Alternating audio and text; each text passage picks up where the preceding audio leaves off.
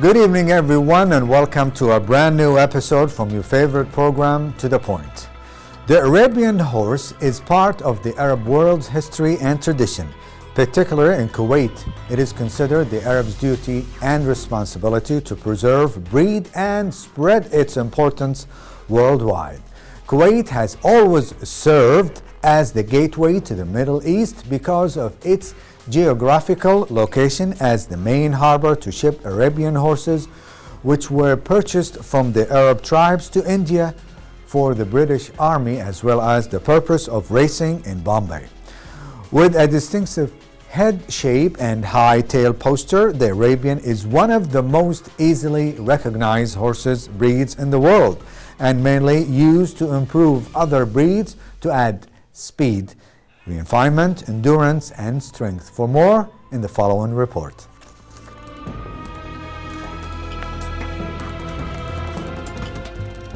The 10 most beautiful horse breeds in the world. Number 10, Andalusian horse. Known as the pale Spanish horse, is a horse breed from the Iberian Peninsula, and it has been recognized as an individual breed since the 15th century.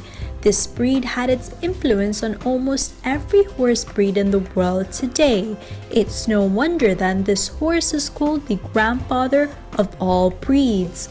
Pure red Spanish horse, Iberian saddle, Catalan, war horse, Peninsula, and other names are referred to this breed.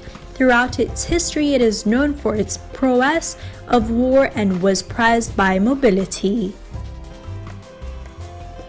Number 9, Arabian horse. The Arabian or Arab horse is a breed of horse which originated in the Arabian Peninsula.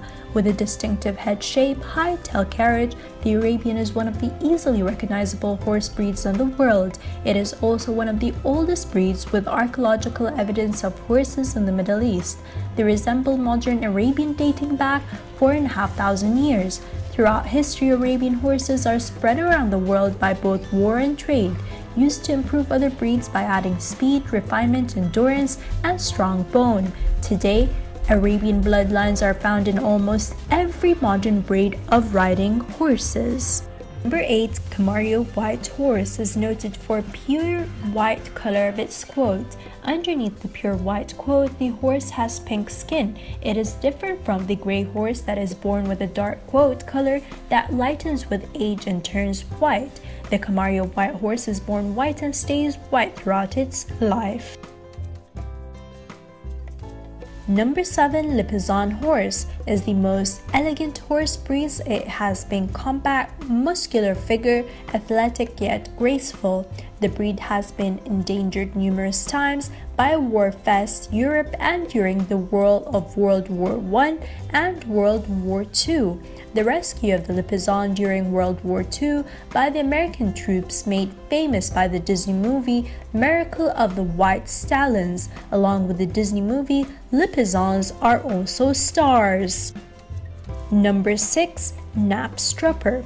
The Knapstrupper is a horse breed of Danish origin. Has a big frame with a well-balanced body, with an elegant expressive head. The eyes are clear and relaxed, and the ears are small. The neck is well set and strong. Knapstrup have sloping shoulders and strong backs. Their limbs are strong, muscular, and well defined. Similarly, their hooves are well. Number 5, Haflinger horse. The Haflinger horse is relatively small, muscular horse breed. Although it stands between 13 and 15 hands high, this horse is not a pony. Haflinger have elegant head with expressive, lively eyes. Fine nostrils and ears are proportioned to the head. The stallion's head is stronger and more masculine than the female's, which is lighter and more feminine. Number 4, Black Forest horse. The Black Forest horse is a breed that has its origins in the southern part of Germany. That breed gets the name of the Black Forest horse because these horses are bred in large numbers in the Black Forest area in this part of Germany. This breed belongs to a category of drafts of horses. They are very tough by nature.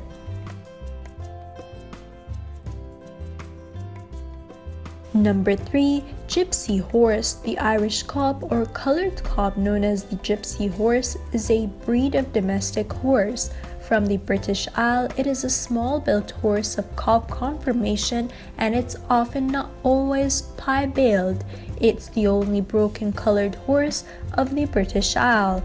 There was no stud book or breed associated for horses of this type until 1966. Now it's considered a breed and understood by a number of associations. Number 2. Friesian horse. The Friesian is a horse breed originated from the Netherlands. Although the conformation of the breed resembles that of a light draft horse, Friesians are graceful and nimble. Of their size, it is to believe during the Middle Ages, ancestor horses were in demand, war horses, and continental Europe for the early Middle Ages. High Middle Ages enables them to carry a knife and armor. The breed nearly became extinct. Number 1. ALKHASHRAM. The ALKHASHRAM is a breed from Turkmenistan, where they are the national elm, has a reputation for speed and endurance and intelligence, and a distinct metallic shine. The shiny coat of the horse led to their nickname, golden horses. These horses are adapted to severe climatic conditions, known to be one of the oldest horse breeds. There are currently around 6,600 ALKHASHRAMs in the world, but mostly found in Russia.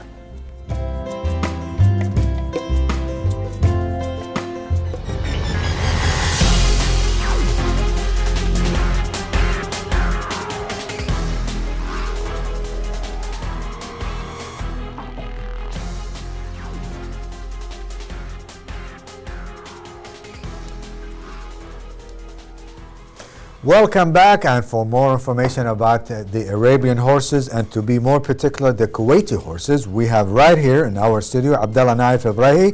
He's a member of the trustees of the Arabian horse and the Kuwaiti horses in particular. Good evening, and thank you so much for being with us. Thank you very much. And you also represent Bayt al-Arab, which is the Arab Center, something like that. That's right. Tell us about exactly what we're talking about, the Kuwaiti horses and also Bayt al-Arab. In the beginning, we have to talk about the Arabian horse in general. The Arabian horse, it was a war horse. Long time ago, it was a tool of the war. For a long time, maybe thousands of years. But lately, when the modern life came and the boundary between all the Bedouins became citizens, and there is no more use for the Arabian horse as a war tool. Before they used to use it as a transportation and also to use it in wars. It is more. And after civilization. It is more. Yes, that's right. It is a more. It's for a war more than transportation. The transportation on camels more. Camels. Yes. And mules. And for a certain distance. But now time changed. Yes. And they have less interest about horses unless you have some kind of organization in the state of Kuwait. That's right. What kind of organization we're talking about here? You mean in Kuwait? In Kuwait? In Kuwait. To preserve the breed of Kuwaiti horses. We have the Arabian Horse Center. It's a government institute. It is a breeding center for Arabian horse. And we breed horses for us, and those who more than what needs, we make auctions. Auctions? For public. And you sell them? Yes. For those who has interest to own an Arabian horse, they might come in our auctions and they can buy. Do you have a worldwide recognition about the Kuwaiti horses? Do you have enough shows to promote the horse in the world stage? Yes. In the beginning, I have to talk just a short note about the World Arabian Horse Organization. In the beginning, after when the modern life came and there is no tribe invade other tribe, no country invade other country, the Arabian horse as a war horse, that role cancelled, no more. So the role of the Arabian horse is been in the shade for a long time, especially after oil and jobs. And then, thanks God, after in Europe and America and Australia, the modern countries, they found in the Arabian horse many characteristics. It's very good to use as a horse. And they imported all the last 300 years maybe, or they imported from Arabia to the Europe, Arabian Peninsula in general. In general, and north, like Syria and Iraq, and they breed the horse there. In America and Europe, Australia, every... Okay, but let's be honest. In the Arabian Peninsula, I would assume that the horses are stronger and probably faster due to the environment. When you compare them to the people or maybe horses in Syria or probably Iraq or Lebanon, it's kind of a little bit rough ecology. It's harsh environment. Yes. But the horse, since the horse long time in the Arabian Peninsula, he is adapted to that. He can sustain distances, he sustain thirsty, he sustain the rough ground. He can adapt. He can adapt. He can adapt. What about the registration, the Arabian Horse Registry? Well, in the beginning, in the World Arabian Horse Organization established or formed in 1971. Before that, each country has its own horses, but they know nothing about the other countries. So the idea came, why don't we make an organization and we exchange information about the Arabian horse, so we know what you have and you know what I have. So if any horse imported from country to country, at least they know his history and they know his ancestor and background. Anything. Yes. So diseases, probably disabilities or anything. Yes. So they formed that the foundation of that organization, maybe 7 or 9 countries. But in each year, more and more, and now we end up with almost 60 to 70 countries a member of that organization. And all those horses belong to these 70 countries approved worldwide as Arabian horse.